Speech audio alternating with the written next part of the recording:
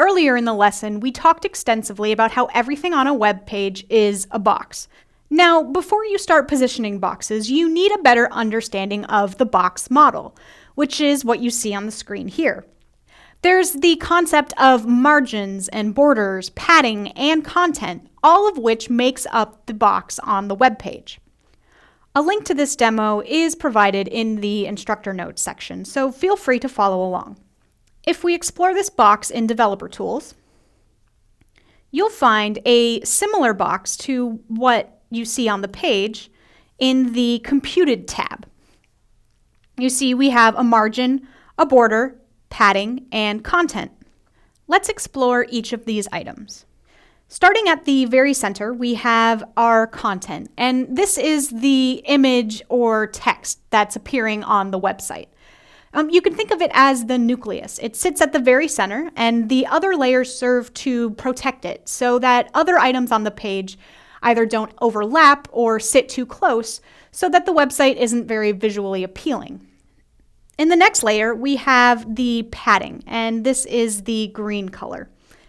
The padding clears an area around the content, and it's affected by the background color of the box. So you can think of it as the space inside of the box that protects the content directly.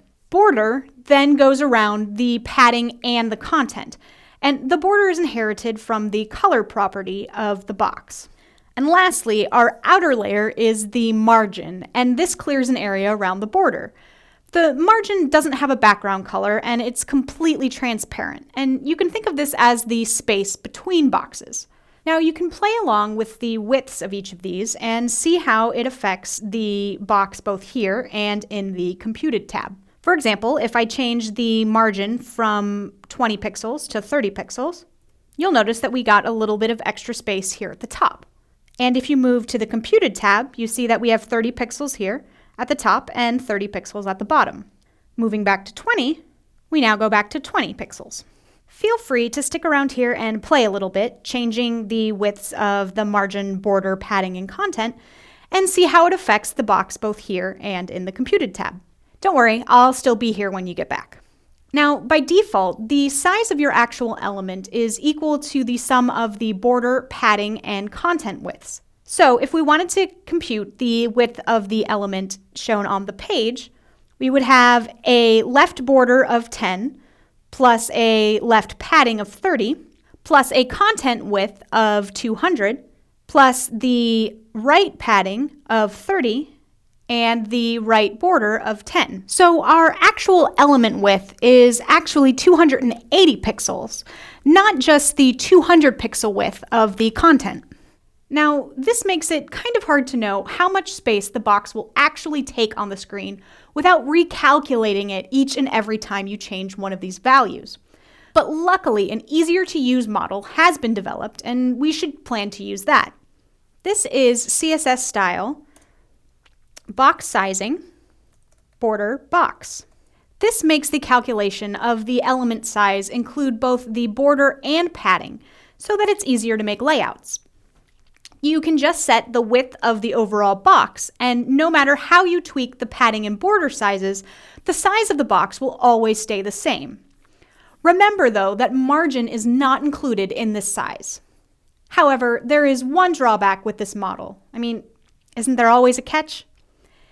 It's been developed fairly recently, so if you want to be sure that older browsers are also able to display it, you need to add what's called browser-specific prefixes. Now, these prefixes are WebKit, Moz, and MS. You can just add them in front of the style definition, and they're defined like so. As always, see the instructor notes for more information. Now, you may have noticed that we've been setting the size of a box in pixels, but it's also possible to do it as a percentage. If we go back to the My Favorite App page as an example, we can see how changing the content box from a set pixel to a percentage affects the screen size. You can also set the size of a box as either a pixel or a percentage. If you set it as a percentage, the size will change depending on how big the screen is or how encompassing the box is. If you set the box size in pixels, it will take exactly that size and will not change no matter how big or small the screen is. This can sometimes lead to a bad user experience.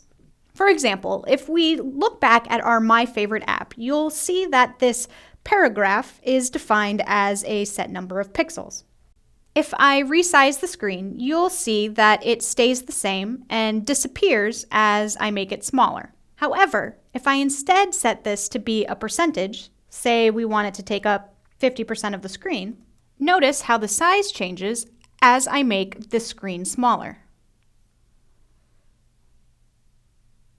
You can also set a max width for the box, and in that case it will resize and become smaller when necessary, but not larger than the set max width. And now it's time for you to put this info into your own style sheet file. Add the border box definition and then add max width attributes to the divs encompassing the image and description of the app. Now, if we look back at our design mock, we got notes from the designer that the image should be 460 pixels wide, and the description should be 705 pixels wide. Then, what happens when you add these changes to your CSS file and explore the result in Developer Tools? Did nothing change? Do we have different box sizes? Or do we have a different layout?